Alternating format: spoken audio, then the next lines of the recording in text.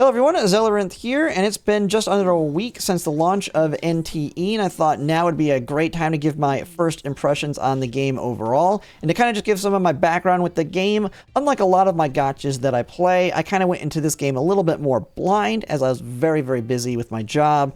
So I didn't have any time to try and get into the beta program or do heavy research on it. So kind of going into this, all I kind of did was looking up like the basics of the gacha mechanics, if I want to re-roll some of the characters and the kits and how it works. But other than that, it's been mostly blind going into it. And right now I play 4 other gacha games with Girls Frontline 2, Nikke, Uma Musume, and Arknight's Enfield, just kind of idea of some of the other games I play. And so I'm actually going into this as a more of a casual approach and how I feel it works in that aspect versus it being like a main game for me like I do with Uma Musume. So you'll just kind of have to take that into consideration and whether you think this might be like a game that you might want to be your main gacha if you're into that type and being more hardcore. I really don't have thoughts on that as I've not pushed it very hardcore. But to kind of get into it, we'll just start right off the bat that I actually really like the game. I think it's quite fun. It has that feeling of that open world urban environment that I've known to like. Now, I know that a lot of people will try and say you shouldn't really kind of compare it to GTA, but that's kind of the closest thing I have to it. I will say it is definitely very different than playing a GTA game in that aspect, other than you being able to drive cars and kind of commit crimes things here and there. But it very much has the combat feeling of a game like I've played, like Wuthering Waves, although on a much, I won't say more basic, but it definitely is simpler in that it is very forgiving in the combat. But the combat overall, I actually like this over games like Wuthering Waves and Genshin Impact. I'll probably get a lot of hate for that from all the people that really like Wuthering Waves. And maybe it's because I'm coming at it from a casual approach and I don't have time to try. Like one of the things I really like in this is being able to dodge and parry. It is so forgiving in this game. And Wuthering Waves, you really gotta get, you kind of really have to memorize the fights to a certain extent and be a lot more accurate on the timing. In this game, it is so forgiving. And the noise, that little indicator it gives you to let you know that you can dodge is very, very, very useful in this. And as someone who's not plays a lot of these types of games, I have no problem dodging, which actually kind of adds in a negative to certain characters, like, I think it's Fadia here, where you can pretty much dodge most damage in the game, and so your tankier characters that kind of keep your team alive are less valuable. Now we'll have to see how that goes into the future, as I'm not very much towards the end game now to really know the usefulness of someone that's tanky. But right now, any boss that I fought, if I would have put enough time into practicing the fight and getting a general idea of it, I'll have no problem beating it. And even potentially certain ones, very easy to just go no damage to a certain extent with how easy it is to dodge. And so I like the combat in this game. I think I've seen a lot of comments on people that it's not as involved as some other ones, but it has everything you need in it. Even for me, not even like really looking into who works well together. I mean, you can see my current team I have here right now. They don't work together at all, and the only two that I really cycle between are the MC and Nanalie here. The other two are just kind of there. But I have not used my standard selectors yet, which I plan to do once the next character drops, as I have like multiple of them that I want, and I really don't want to end up pulling a dupe of one. I want to try and get all of them, which adds into another thing when I kind of talk about the gacha in this game compared to other games. I actually think the gacha system is quite good. You're always got to be wary when they say there's no 50-50 like this one on a game. In that whenever most gacha games, whenever they make something better compared to other games, in this case, getting rid of the 50-50 system that you see with like a typical Hoyoverse game or pretty much any other gacha, and then also keeping the pull rate about the same, where's the negative in it? Because they usually just shift it somewhere else to make their money. And kind of looking at this gacha system, it does feel like the currency comes in at a rate that I expect with most other gachas. So if it is, like I'll just kind of use Hoyoverse games as an example. If we're getting pulls in at the rate that you would in a Hoyoverse game, you're going to have no problem pulling a majority of the limited characters. You might have to skip 1 or 2 here and there, depending on your luck in the game. But overall, with that system, you should be able to pull most of them. Now, it does have the one negative to it, which is more towards the early game, which ultimately doesn't matter, which is without losing 50/50s, most of the standard characters that I want, I can't get very easily other than the selectors, which they gave us 2 of them, so pretty good right there. But I pretty much want like 4 or 5 of them, so without the ability to, without losing 50/50s, you're not going to get them as quickly in other games, but they're going to get power crept so quickly it's not going to matter. So that's just an early game downside to it. And it kind of gets offset by the fact that we got 2 selectors. Plus, once you've grinded enough of the game, from what I understand, you'll be able to also get 2 more random ones just from getting the pity at a minimum. And so, no real issues there. I also find the gacha is quite interesting in, even though it's still the gacha math. The math is the math on your pull rates and all that, but having that kind of UI of the board game to it is kind of interesting. I think we've seen that with a couple other gachas, but I find it definitely makes it a little bit more interesting than just seeing like a graphic and then popping up your 10 polls or whatever and seeing if you got the SSR or not. So quite good overall. I will say though, it's definitely not my favorite gacha, and actually, of all the games that I've played so far, the system I would compare it to actually has the ability to lose 50/50s. And even having a 25/75 not to get the unit, and that is going to be Nikkei.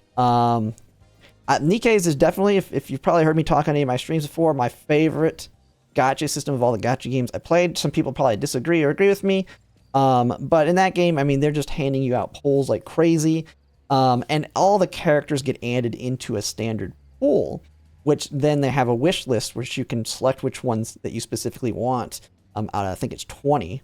And so when you're doing the standard polls, you can pretty much get anyone that you're guaranteed to get one that's on that wish list. And their pity is something, not only it's something that carries over like this one, but it's something you can stockpile, meaning you hit that 90 pity. We'll just use this game as an example. If they had it like Nikkei, you would hit the pity, but instead of it giving you the character, it just gives you a guarantee ticket. And then you can maybe just keep pulling, and that way you could stockpile pity versus it just guaranteeing a character. I prefer that over what we have here. And just being able to get all the characters overall, if they just added them into the standard banner. But I mean, I think a lot of people like this system the way it is. I mean, you're going to be able to get most limited characters anyway. And it so far doesn't feel like dupes are mandatory, although they do have that feeling of pretty decent strength increase from what I've read on them and looking into them. That if you are someone that wants to spend and go more into a character, it'll be worth it. Especially with one of the big money makers, I would say, in it would be the skin gacha that is tied to it. Which I think actually works pretty well. In that if you have a favorite character, and you're wanting to get multiple dupes of them, while you're working on that, you're also working on building up the pity to get their skin gacha. Whether it's the little glider, and then your car, and then eventually the character here. And to get the characters, if you have to go all the way to pity on that, you most likely will get 2 dupes. And that's typically where you see what a lot of gacha games where they're the strongest, like the biggest power creep on them is the second dupe. I don't know how it'll be in this game in the long run. But it means your favorite characters, you're going to get the skin alongside getting the dupe that you want most of the time, unless you're really lucky. And then you just keep at least lucky on the character. You can get lucky on the skins too. You could just luck out and get this one early as well, but they have much lower rates. And so we'll have to see how that goes long term with skin gachas. It is nice that it's not separate. And then, so that's kind of the gacha, my thoughts on that. I think it's great. It's just not my favorite, which not that big a deal. I think most people prefer this one over Nikkei's anyway.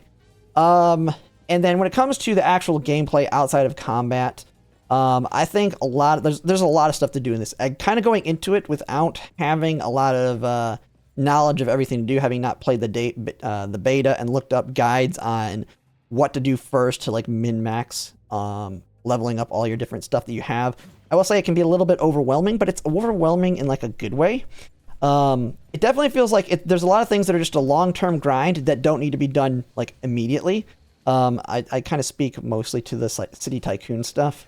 Other than trying to level that up as quickly as possible, I feel like a lot of the hobby stuff you just kind of do as you need, as you want. Like fishing, I've been just slowly grinding that. I think I'm level 7 on fishing here. I haven't really touched much of the other stuff, but it doesn't feel like you have to do any of them. They're just kind of pick what you want to do out of all the different little mini games here. Make sure you burn your city energy, which I haven't done any of that yet today. Collect the money from it, and all these things will slowly lower over time. Although, looking at fishing, even when you've burnt all the energy here, you can continue to just grind it to the max level if you really want to. You're just not going to be getting any money out of it through this system. So really, really good there. It gives you a lot of things to do, a lot of things to just do all over the place. Like you would see. I mean, it feels like there's even more things in this game to do or places to go and see things than even in like a GTA 5. Like it's crazy how many buildings are enterable and things are interacted with. Now I will say it is your typical gacha though in a lot of aspects. You have all your typical gacha currencies for leveling up your characters, ascending them, leveling up your weapons, ascending those. Your equipment that has the RNG stats on it. I will say with equipment, after now having Arknight's Enfield with its equipment system, man, I really hate the RNG stuff. Now I don't know how strict this one is. I haven't looked into like the math behind these. If the randomness is truly like a massive randomness, like something like Honkai Star Rail, which is super annoying, just constantly trying to grind to get a slightly better piece, versus Arknight's Enfield, which is the complete opposite, where you can perfect your pieces and you can do it fairly quickly on a character. You just have to grind it out. But looking at the equipment, it definitely has the randomness to it. Some people like that, some don't. I prefer the system of being able to perfect a piece and then they just power creep the piece, meaning you need to replace it in the future with another grind. So not ultimately my favorite in the gear system, but it works. It is, now I have not I'm not max level or anything, and I'm not doing endgame content to need to really worry about min-maxing it. So I haven't really delved into it enough to really give a full opinion on it, but I can see where it's going with that. I mean, you have the gacha stuff within the game with all the extras on top of it, which kind of I might as well just go to my conclusions here on it, because that's kind of where I'm at on it. I think overall the game is very good from a casual approach. It's very hard for me to get into a gacha game and be casual on it, because they all have so much FOMO tied to them, and I know this game has FOMO in it too, just like any other gacha. But I don't know why, but I just do not feel the pressure in this game as much like I do in others. I feel like I can just slowly work my way there, and this is coming from a light spender. It might be a little bit different if you're free to play, but I don't feel the pressure to push hard to get to the end game, to grind the end game, to get more currency, to pull for more characters. I can just slow burn it, just play this maybe a couple hours a day. If even that, play it. If I don't have time, just quickly jump on and knock out burning all my energy, and that's it. But just kind of going and exploring around and doing some side quests or doing some fishing or whatnot. Just like I would do in like GTA. So overall, I think the game's great for casuals. We'll have to kind of see as I slowly work my way to having everything done on the map. There's so much stuff to do. I don't think I'll ever just have the map completed. Like I've done like Arknight's Enfield, where I just do everything on the map and it's fully complete. I don't know if that's going to happen for me here, since I'm just going to play it casually in that aspect. But it does look like at some point you will have everything done. Maybe it might take a little longer than other gacha games. And then it just becomes your typical gacha of log in, do your 15 minutes, burn your weekly energy, burn your daily energy, and then wait until the next update. It very well could end up being like that, but there's enough content. If they keep adding stuff on every patch, there will always be something to do. And so I think it's good from both approaches overall. But that's just going to be my first and early impressions on the game. I'm going to continue to play it more as a stream game. I'm not really making guides or videos on it because I'm going from a casual approach. So I'm not good enough to really give you any advice on who to pull for or what teams to build. I'm watching other people's videos for that, so I can just know who to pull and build. And then maybe I'll do videos where I kind of showcase the character themselves, but I won't really make guides on them.